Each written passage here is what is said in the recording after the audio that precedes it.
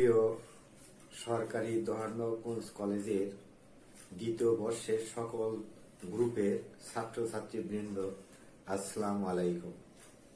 আশা করি তোমরা এই করোনা পরিস্থিতিতে সপরিবারে বাসায় সুস্থ আছো এবং ভালো আছো।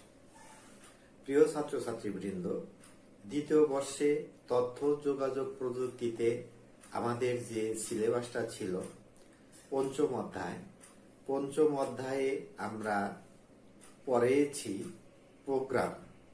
এই প্রোগ্রামের মধ্যে এই প্রোগ্রামটাকে আমরা দুটো ভাগে ভাগ করেছিলাম। একটা হচ্ছে প্রোগ্রামিং ল্যাঙ্গুয়েজ আর একটা হচ্ছে সি প্রোগ্রামিং। প্রোগ্রামিং ল্যাঙ্গুয়েজ এটার উপরে আমরা বিগত কয়েকটি ক্লাস নিয়েছি। সেখানে আমরা বলেছিলাম এই প্রোগ্রামিং ল্যাঙ্গুয়েজ এটাকে আমরা দুটো ভাগে দেখিয়েছি, একটি অ্যালগরিদম আর একটি ফ্লোচার্ট। অ্যালগরিদমটা কি, আমরা প্রোগ্রামটা যখন বাস্তবায়ন করতে যাই তখন এই প্রোগ্রামের কাজগুলো প্রতিটা ধাপে অগ্রসর হতে হয়। আমরা 5টি ধাপে প্রোগ্রামকে অগ্রসর করেছি। 5টি ধাপ, এই 5টি ধাপ যখন আমরা এই প্রোগ্রামের কাজগুলি ব্যাখ্যা করেছি বাক্য আকারে, এই ব্যাখ্যাগুলি ছিল আমাদের অ্যালগরিদম। এই 5টি ধাপ যখন আমরা চিত্র আকারে বা প্রতীক আকারে বর্ণনা করেছি তখন সেটা ছিল আমাদের ফ্লোচার্ট। এখন এই আমাদের যে কোনো একটি টেবিলে প্রথমে আমরা ধাপ উল্লেখ করলাম, এরপরে আমরা 5টি ধাপে অ্যালগরিদম উল্লেখ করলাম, এরপরে আমরা 5টি ধাপে প্রতীক বা ফ্লোচার্ট উল্লেখ করলাম। এখন এই ফ্লোচার্টের মধ্যে আমরা যে বিষয়গুলি শিখেছি সেই বিষয়গুলি আমাদের ছিল একাধিক সংখ্যার যোগফল, যোগফলের গড় নির্ণয়, ক্ষেত্রফল, ত্রিভুজ, এই বিষয়গুলি আমরা শিখেছি। আজকে আমরা যে বিষয়টা জানব, এবং আমরা ইতিপূর্বে বলেছিলাম যে এই পঞ্চম অধ্যায়টা আমাদের জন্য অত্যন্ত গুরুত্বপূর্ণ, বিশেষ করে যে সমস্ত স্টুডেন্ট তথ্য যোগাযোগ প্রযুক্তিতে A+ পেতে চায় ওই স্টুডেন্টকে অবশ্যই পঞ্চম অধ্যায়ের উপরে MCQ কোশ্চেন ভালোভাবে শিখতে হবে এবং জানতে হবে। এখন আমরা দুটো ক্লাসে এই যে বিষয়গুলি আলোচনা হয়েছিল, বিশেষ করে অ্যালগরিদম এবং ফ্লোচার্ট, এর উপরে আমি বিগত ক্লাসে 5টি MCQ কোশ্চেন তোমাদের নমুনা হিসেবে দেখিয়েছিলাম। আশা করি কোনো স্টুডেন্টেরই এই 5টি MCQ ধরতে, পড়তে বা বুঝতে কোনো সমস্যা হয়নি। আগামীতেও আমরা যখন আর একটি ধাপ বাড়াবো সি প্রোগ্রামিং, সেই ধাপে গিয়েও আমাদের এইগুলি বুঝতে কোনো সমস্যা হবে না। অতএব স্টুডেন্ট, আজকে আমি যে বিষয়গুলি নিয়ে আলোচনা করব সেই বিষয়গুলি ছিল আমাদের সিদ্ধান্তমূলক অথবা যুক্তিমূলক। অতএব আজকের ক্লাসে আমরা সিদ্ধান্ত ও যুক্তিমূলক বিষয়ে আলোচনা করব এবং সেই বিষয়টা আমি তোমাদের এখন দেখাচ্ছি।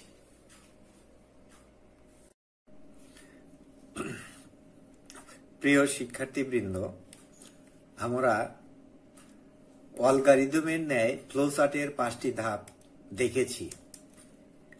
আমরা ফ্লোচার্টের 5টি ধাপের ভিতরে আমরা দেখেছি টার্মিনাল বা ওভাল প্রতীক, যেমন বৃত্তর মতো, সেটা আমাদের শুরু এবং শেষ।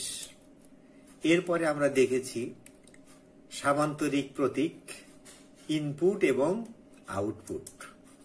এরপরে আমরা দেখেছি আয়তকার প্রতীক, যাকে বলা হয় প্রসেস। এই 5টি ধাপ সম্পর্কে আমরা অবগত আছি। এখন আমরা দেখব এর বাহিরে আরো 3টি প্রতীক আমাদের ব্যবহার করতে হবে। সে কোন ক্ষেত্রে?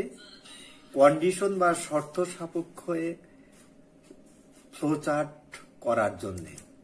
এখন কন্ডিশন বা শর্ত সাপেক্ষে বা যুক্তিমূলক ফ্লোচার্ট করার জন্য আমরা এখানে কন্ডিশন বা শর্ত সাপেক্ষ হচ্ছে কানেক্টর। আমরা একটি হীরক বা ডায়মন্ড প্রতীক ব্যবহার করব।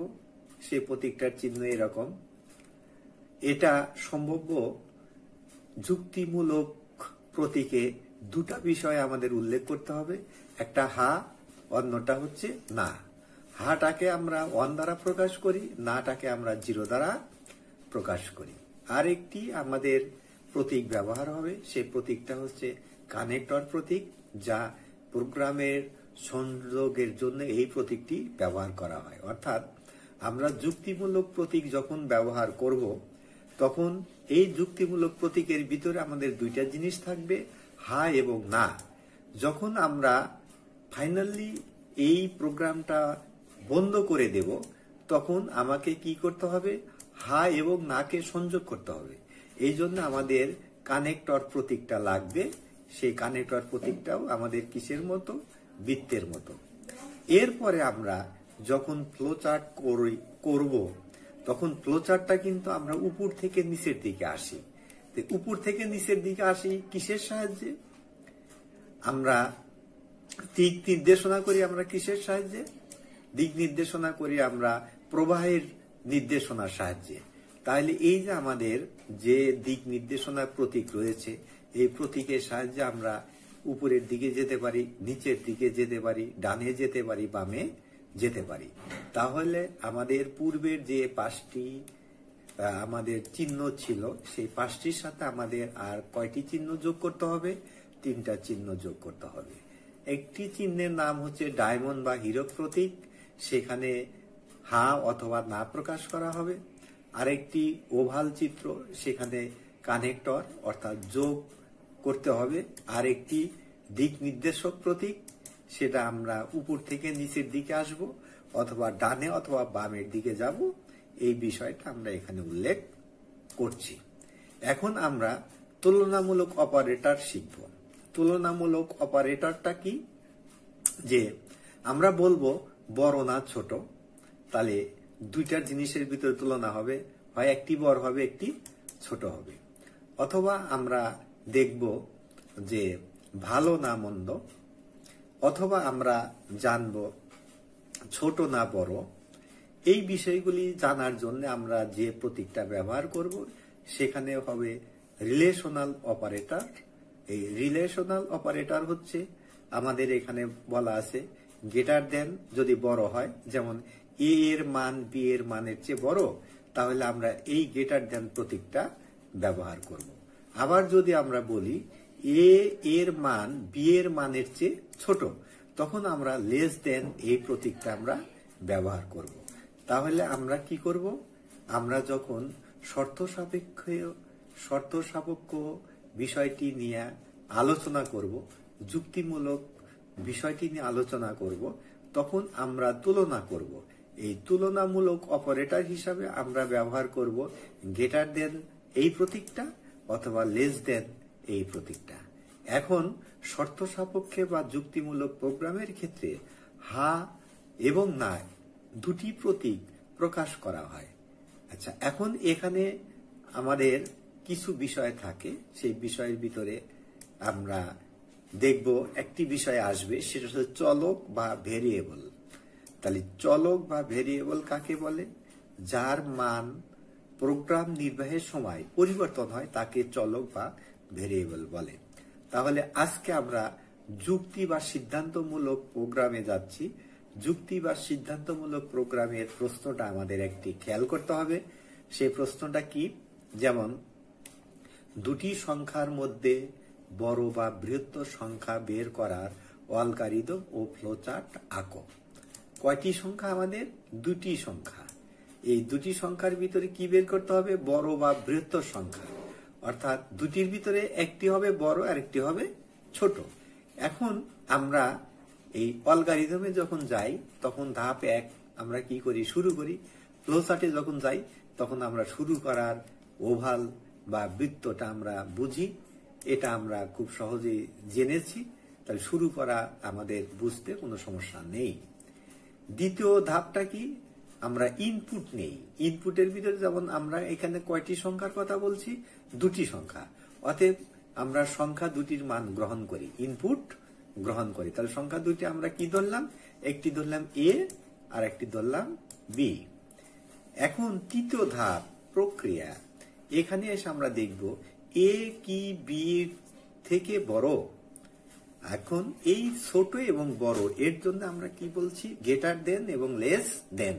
তাহলে এ গ্রেটার দেন বি, এ কি বির চেয়ে বড়।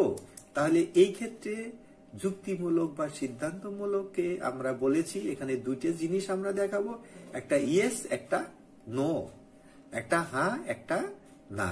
তাহলে এ কি বির চেয়ে বড়, তাহলে আমরা বলবো হ্যাঁ এ বির চেয়ে বড়, তাহলে সেই ক্ষেত্রে আমরা বলবো ইয়েস। তাহলে চতুর্থ ধাপে আমরা আসবো আউটপুটে, তখন আমরা লিখবো ইয়েস। তাহলে এখানে আমাদের কোন প্রতীক, সামান্তরিক প্রতীক। ইনপুট এবং আউটপুট আমরা কোন প্রতীকের সাহায্যে প্রকাশ করি, সামান্তরিক প্রতীকের সাহায্যে প্রকাশ করি। তখন আমরা বলবো চতুর্থ ধাপে আউটপুটে এ এর মান বড় প্রদর্শন করি। আমরা বলছি এ কার চেয়ে বড়, বির চেয়ে বড়। তাহলে এ দুইটি সংখ্যার ভিতরে যদি এ বড় হয় তাহলে আমার বিটা কি হবে, বিটা অবশ্যই ছোট হবে। তাহলে এটা হবে কি না, হ্যাঁ তাহলে নো। তাহলে বির দিকে এসে আমরা কি করব, সামান্তরিক প্রতীকে লিখবো বি এর মান বড় প্রদর্শন করি। তাহলে আমরা এর মান বড় প্রদর্শন করি, আমরা বলছি এ বির চেয়ে বড়, অতএব এর মান আমরা বড় প্রদর্শন করি। আবার না বললে আমরা লিখবো বির মান বড় প্রদর্শন করি।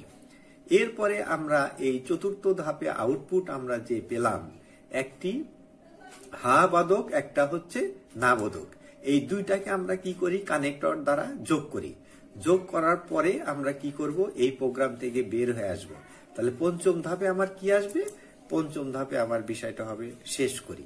তাহলে আমরা এখানে প্রোগ্রামটা কি করলাম, শেষ করলাম। তাহলে আমরা সিদ্ধান্তমূলক বা যুক্তিমূলক প্রোগ্রামে আমরা দুটি সংখ্যার মধ্যে বড় সংখ্যাটি বের করার অ্যালগরিদম এবং ফ্লোচার্টটা আমরা বুঝলাম। এখানে আমরা কি করেছি, অ্যালগরিদমে আমরা 5টি ধাপ দেখিয়েছি। ফ্লোচার্টে আমরা কি করেছি, ফ্লোচার্টে আমরা শুরু এবং শেষ আগের মতোই আছে, ইনপুট এবং আউটপুট এটা আগের মতো আছে। শুধু প্রক্রিয়াতে গিয়ে আমরা কি করলাম, এ কি বির চেয়ে বড় না ছোট, এই জন্য আমরা গ্রেটার দেন চিহ্নটা ব্যবহার করেছি এবং আমরা এখানে দেখিয়েছি এ বির চেয়ে বড়। তাহলে এই প্রতীকটি যদি আমরা মনে রাখি তাহলে কিন্তু পরবর্তীতে আমাদের এই জাতীয় যতই ধরনের সিকিউ কোশ্চেন আসুক না কেন তার উত্তর করতে আমাদের কোনো সমস্যা হবে না। আশা করি ছাত্রছাত্রী বৃন্দ তোমরা এই প্রথম প্রশ্নটা বুঝেছ। এখন আমি দ্বিতীয় প্রশ্ন সম্পর্কে আলোচনা করব। দ্বিতীয় প্রশ্নটা আমাদের কি ছিল, দ্বিতীয় প্রশ্নটা আমাদের ছিল দুটি সংখ্যার মধ্যে ছোট সংখ্যাটি বের করার অ্যালগরিদম এবং ফ্লোচার্ট। আমরা এর পূর্বে বলেছি দুটি সংখ্যার ভিতরে বড় সংখ্যাটি বের করা।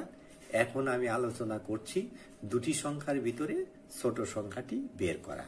বড় সংখ্যার ক্ষেত্রে আমরা গ্রেটার দেন কথাটা উল্লেখ করেছি, ওই প্রতীকটা ওই চিহ্নটা আমরা দেখিয়েছি। আর ছোট সংখ্যার ক্ষেত্রে আমরা লেস দেন এই প্রতীকটা ব্যবহার করব। তাহলে দেখো অ্যালগরিদম এবং ফ্লোচার্ট, অ্যালগরিদমেও আমরা 5টি ধাপ দেখাবো, ফ্লোচার্টেও আমরা 5টি ধাপ দেখাবো। তাহলে অ্যালগরিদমে আমরা কি করেছি, শুরু করেছি, ফ্লোচার্টও আমরা শুরু করেছি। দ্বিতীয় ধাপে সংখ্যা দুটির মান গ্রহণ করি, তাহলে ইনপুট গ্রহণ করি। তাহলে সংখ্যা দুটি আমরা বলছি একটি এ আর একটি বি। তৃতীয় ধাপ যখন আমরা প্রক্রিয়া করব তখন আমরা বলবো এ কি বি থেকে ছোট। তাহলে এ বি থেকে ছোট, অর্থাৎ বি বড় এ হচ্ছে ছোট। তাহলে এ ছোট যদি আমি প্রকাশ করি তাহলে আমি বলবো ইয়েস, হ্যাঁ এ এর মান ছোট, এটা ছাপাই বা এটা প্রদর্শন করি। আবার আমি যদি না নো না, তখন আমরা বলবো না, হ্যাঁ এ বির চেয়ে ছোট না, অতএব বি এর মান ছোট প্রদর্শন করি। এখন পূর্বের ন্যায় আমরা কি করব, সামান্তরিক চিহ্ন যে আউটপুট আছে আউটপুট দুইটি আমরা কানেক্টরের সাহায্যে যোগ করব। এর পরের ধাপে এসে আমরা শেষ করব। তাহলে শিক্ষার্থীবৃন্দ আজকের ক্লাসে আমরা দুটো বিষয় সম্পর্কে অবগত হলাম, অর্থাৎ দুটি সংখ্যার ভিতরে বড় সংখ্যা এবং ছোট সংখ্যা। এখন এই যে বড় সংখ্যা এবং ছোট সংখ্যা এইটা আমরা কি করলাম, হীরক চিহ্ন এর সাহায্যে, এই প্রতীকের সাহায্যে আমরা ছোট অথবা বড় বিষয়টি ব্যাখ্যা করলাম এবং আমরা লেস দেন এবং গ্রেটার দেন এই চিহ্নটাও আমরা কি করলাম, এই অপারেটরটাও আমরা ব্যবহার করলাম। তা আশা করি তোমরা আজকের ক্লাসে এই বিষয়গুলি সুন্দরভাবে অবগত হলে এবং অনুরূপ আমরা দুটি সংখ্যার ক্ষেত্রে আমরা দেখাইলাম, কিন্তু পরীক্ষার প্রশ্নে অথবা বইতে আরো থাকতে পারে 3টি 4টি 5টি সংখ্যা। তো এইভাবে আমরা যেভাবে দুটি সংখ্যা করলাম, 3টি 4টি 5টি সংখ্যা এই বিষয় সুন্দরভাবে আগামী ক্লাসে আমরা আর একটি লেকচার দেখাবো। এরপরে আমরা সি প্রোগ্রামে ফিরে যাব। আশা করি এই অ্যালগরিদম এবং ফ্লোচার্টে তোমাদের সমস্যা হচ্ছে না। অনুরূপভাবে আমরা যদি এই দুটি বিষয় সুন্দরভাবে বুঝি, তাহলে তৃতীয় পদক্ষেপ সি প্রোগ্রামেও আমাদের কোনো কষ্ট হওয়ার কোনো সম্ভাবনা থাকবে না। তে প্রিয় শিক্ষার্থী ছাত্রছাত্রীর বৃন্দ, আশা করি তোমরা আমার বিষয়টি বুঝতে পেরেছ এবং আইসিটির 5ম অধ্যায় যে বিষয়গুলি আছে সেই বিষয়গুলি আমরা আস্তে আস্তে ধারাবাহিকভাবে আলোচনা করছি। তোমরা বাসায় এটা সুন্দরভাবে দেখবে এবং কোনো সমস্যা থাকলে পরে আমাদের কমেন্ট করবে এবং আমরা এই বিষয়ে ব্যাখ্যা দেব। অতএব আজকের মতো ক্লাস এখানেই শেষ করছি। তোমরা ভালো থাকো, সুস্থ থাকো, তোমাদের মঙ্গল কামনা করছি। খোদা হাফিজ।